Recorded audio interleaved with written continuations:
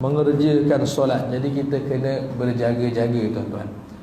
Salah satunya ulama bagi tahu, banyak orang yang solat tetapi kata-katanya dusta. Kata-katanya dusta.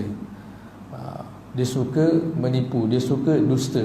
Bohong itu dah jadi perkara biasa dalam kehidupan dia. Padahal bohong itu sebenarnya walaupun nampaknya kecil, tapi dia termasuk dosa yang besar. Kamu dah sampai mana dah ni? On the way, contohnya. Dalam perjalanan. Padahal tuan-tuan, dia masih dalam perjalanan, daripada tempat tidur nak pergi ke tandas lagi. Padahal dia belum start lagi berjalan. Kita dah biasa dalam perjalanan ni. Padahal belum lagi dalam perjalanan. Walaupun nampak benda tu kecil, tapi di sisi Allah Subhanahu Wa Taala, menipu yang begitu pun dikira dosa besar sebenarnya tuan-tuan. Hati-hati kita. Mana ni lagi, tak sampai lagi ni. Sekejap, dah on the way dah ni. Padahal keluar rumah belum lagi. On the way itu maksudnya kan dalam perjalanan. Jadi nampak perkara tu kecil, tapi tuan-tuan kita jauhilah. Daripada sebab kita buat benda-benda kecil tu, dia akan jadi besar. Takut Allah Ta'ala ambil kira, rugi kita nanti dekat akhirat. Kebohongan ini dia boleh menyebabkan terhapusnya amalan-amalan kita. Kalau kita meninggal dunia dalam keadaan kita tidak bertaubat kepada Allah Subhanahu Wa Taala, susah kita.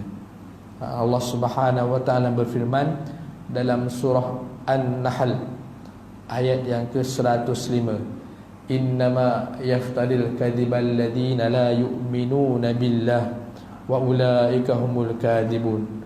Hanyalah orang yang mendusta, berkata dusta itu hanyalah orang yang tidak beriman dengan Allah dan dia tidak beriman dengan ayat-ayat Allah. Bahaya tuan-tuan. Dan mereka itu adalah orang-orang yang berdusta. Salah satu sifat orang yang munafik itu, dia banyak berbohong. Dia tidak menepati masa, dia tidak menepati janji. Okey, itu yang pertama. Dalam keadaan kita jaga solat ni tuan-tuan, kita jaga percakapan kita ni. Kadang-kadang kita dalam bersembang pun, kita suka sembang saja. Bahasa orang sekarang tu, bila kita sembang-sembang nampak macam kencang je, dalam hati kawan kita tu, dia ni nyembang aja ni. Kadang-kadang kan kita dalam kita bersembang tu kan, kita suka tambah-tambah. Kita suka tambah-tambah. Kita suka mereka-reka cerita supaya orang gelak, supaya orang ketawa, supaya orang percaya. Kita suka tambah-tambah. Itu pun termasuk dalam bohong. Sengaja kita berbohong, dah satu dosa. Kemudian kita saja pula buat orang lain ketawa pula lagi. Itu pun dah satu dosa yang lain.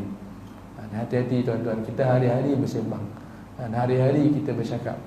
Kalau boleh dengan anak kita pun, kita jangan tipu-tipu. Kadang-kadang tuan-tuan, macam-macam cara kita tipu anak kita kan, helah anak kita kan. Banyaklah contohnya. Baik. Yang kedua tuan-tuan, yang menyebabkan